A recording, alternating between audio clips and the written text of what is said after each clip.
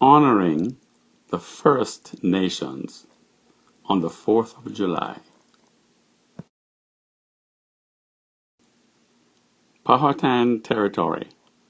This entire area on this map includes North Carolina, Virginia, Maryland, and Washington, D.C.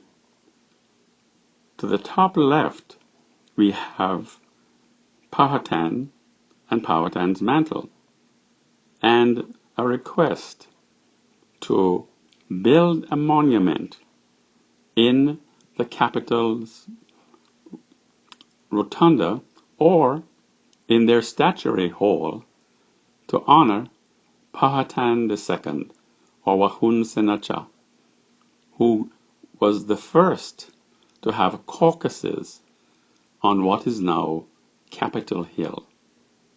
Let's honor our Native American forebearers and give credit to the people, the Algonquian-speaking people, who founded what is now Capitol Hill and the Powhatan Confederacy, the area that was later called the Virginia Territory, that became the foundation of the United States of America.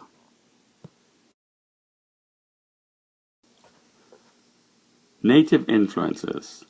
Wahun Senacha, or Powhatan II, the statesman and royal leader, along with his caucus, whose confederation of 34 Algonquian nations were forerunners of the United States of America.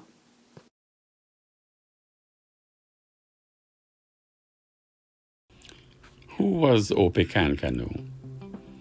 Opechancanough played a very important role in what is called today Homeland Security.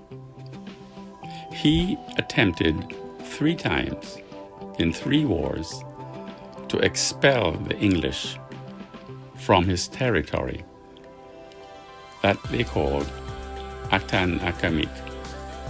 The British called it the Virginia Territory, for the Virginia Company of London. However, the area that is now called Washington, D.C., was the northernmost territory of the Powhatan Confederacy. The entire area of the metropolitan area of Washington, D.C., Virginia, and Maryland, as it was down in the Tidewater area and into North Carolina, the area controlled by Algonquian speakers, the largest linguistic group in North America, whose domain extended from Canada down to the Carolinas. The Iroquoians, who were traders with the Powhatan Confederacy and sometime enemies, were to the north and the south. Today's Washington, D.C. was and remains Powhatan influenced and Powhatan controlled Algonquian territory. It was never Iroquoian, as some people seem to want to make it. Know your history. Read about Powhatan II, Wahun Senacha, as he is known, and his brother Opechancanough, and also Kakakawes, the person who was called the Queen of Pamunkey, who signed the last treaty with the English to cease all hostilities and to make it possible for the Americans to eventually inherit the Powhatan territory. We must respect those who gave us life, liberty, and the freedom to live in what we now call the nation's capital.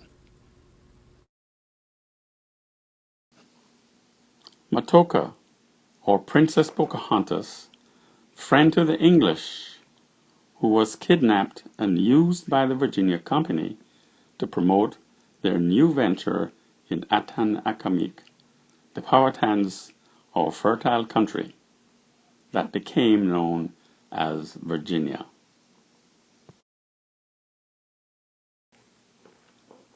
The Treaty of Middle Plantation to end all wars.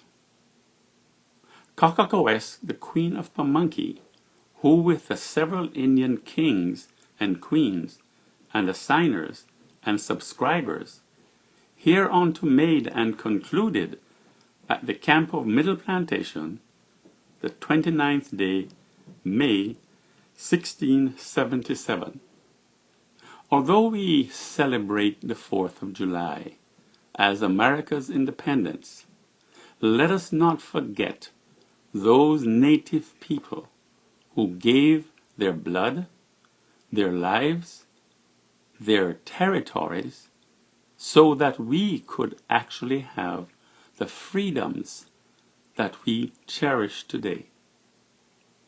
Honor and respect should be given to those people called Native Americans, and specifically where it began. It began with the Algonquians of what was called the Powhatan Confederacy.